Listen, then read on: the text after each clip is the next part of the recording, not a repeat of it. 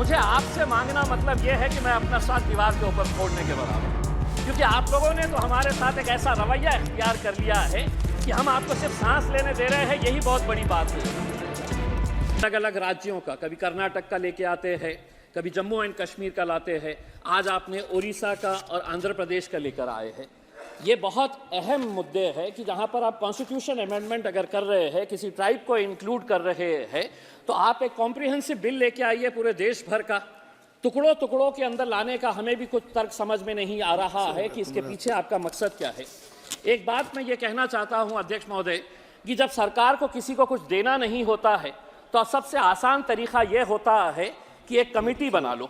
और मैं किस मुद्दे के ऊपर ये बात कर रहा हूँ, हमारी भारती पवार मैडम महाराष्ट्र से आती है, वो भी अच्छी तरह से जानती है कि 1955 से महाराष्ट्र का एक धनगर समाज ये गुहार लगा रहा है, सरकारें कितनी आई और चले गई, उनकी ये मांग है कि हमें शेड्यूल्ड ट्राइब्स के अंदर इंक्लूड किया जाए करके।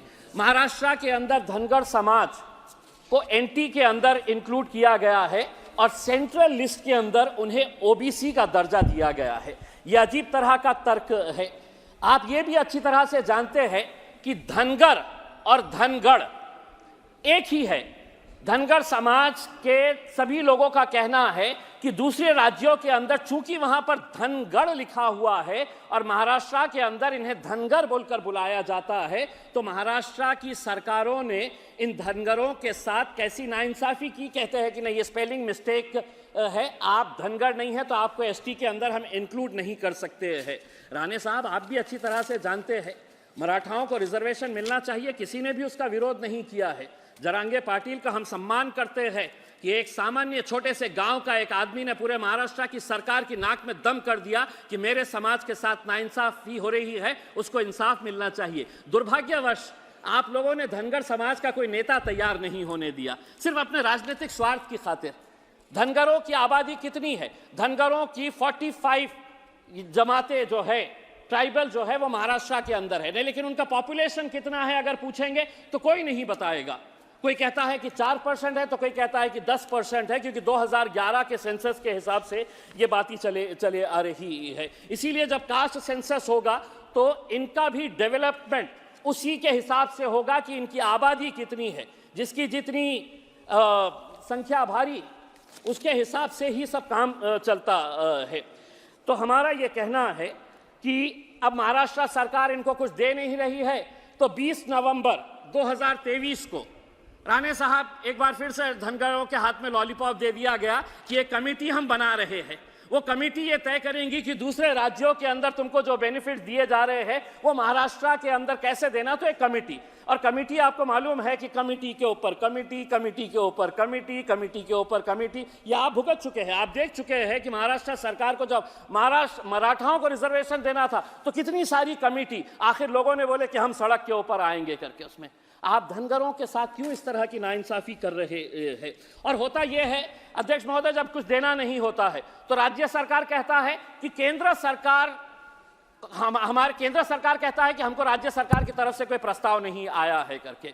जबकि पृथ्वीराज चौहान, जब कांग्रेस के नेता और कांग्रेस के लीडर जब मांग ये करते हैं कि इनको देना चाहिए, तो उस वक्त उन्होंने झूठ कहा था कि हमने ऑलरेडी केंद्र सरकार को भेज दिए हैं, धनगरों को रिजर्वेशन मिलना चाहिए। सरासर पृथ्वीराज चौहान साहब जो उस वक्त के मुख्यमंत्री थे, उन्होंने झूठ बोला था, कोई प्रस्ताव नहीं भेजा गया था। अब तो आपकी ही सरकार है, महाराष्ट्र के अंदर भी आप बैठे हुए हैं, केंद्र के अंदर भी आप बैठे हुए हैं, तो ये एक दूसरे के ऊपर इल्जाम लगाने का कोई फर्क यही नहीं है। आपको अगर सही मानों में इंसाफ देना है तो आप दे सकते हैं, लेकिन आप इसी तरह का महाराष्ट्र के अंदर आपको मालूम है कि धनगर समाज, अगर हम 48 लोकसभा की सीटों की अगर हम बात करते हैं तो 4 लोकसभा की सीटों के अंदर तो सिवाय धनगर का कोई आना ही नहीं चाहिए। आप अच्छी तरह से जानते हैं बारामती पूरा टोटल उनका इन्फ्लुएंस है, माढ़ा पूरा टोटल धनगर समाज का आना चाहिए, शोलापुर, सतारा, ये 4 लोकसभा की सीटें। 288 विधानसभा की सीटों की अगर हम बात करते हैं तो कम से कम 35 से 40 विधानसभा की ऐसी सीटें हैं जहां पर सिर्फ धनगर समाज का ही प्रतिनिधि वहां से चुनकर आ सकता है। धनगर समाज का अध्यक्ष महोदय एक इतिहास रहा है। अहिल्याबाई होलकर का आपने नाम सुना होगा, एक महारानी थी जिसने अपने समाज के लिए 18वीं सदी में मालवा रीजन की वो महारानी थी, लेकिन उसकी पहचान महारानी बोल के नहीं है।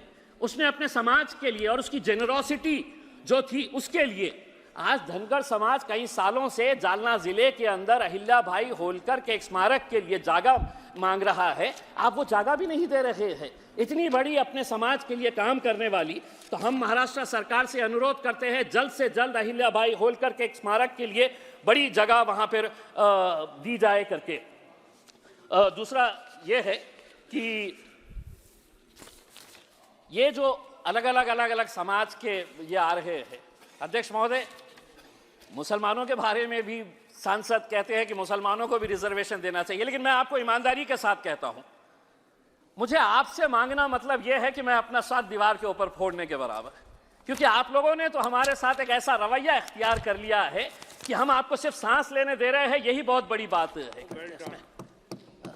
इसीलिए मैं आपसे रिजर्वेशन कैसे मांग सकता हूं? लेकिन अगर इस मुल्क को तरक्की करना है, इस देश को तरक्की करना है, तो आपको यह मानकर चलना पड़ेगा कि मुसलमान भी इस देश का एक बहुत बड़ा हिस्सा है, उसके साथ भी इंसाफ होना चाहिए। तो अगर आप सभी समाजों को साथ में लेकर जाएंगे जी। राणे साहब, जिस्म का एक हिस्सा अगर कमजोर हो गया तो वो ताकतवर जिस्म नहीं कहलाता है, वो अपाहिज हो जाता है, वो हैंडीकैप हो जाता है। इसीलिए आपको अगर इंसाफ करना है तो आप जिस तरह से आज ओडिशा और आंध्र प्रदेश के शेड्यूल्ड ट्राइब्स को इसके अंदर ऐड कर रहे हैं, मेरी ये मांग है कि धनगरों को भी आप महाराष्ट्र के अंदर जल्द से जल्द रिजर्वेशन देने का फैसला करिएगा और कुछ इंसाफ मुसलमानों के साथ भी करेंगे, कभी ना कभी तो करेंगे। एक ना एक दिन आपको यह एहसास होगा कि नहीं, ये भी मेरा एक भाई है, इसके साथ भी इंसाफ होना चाहिए। श्री विंसेंट तेजपाला जी, धन्यवाद।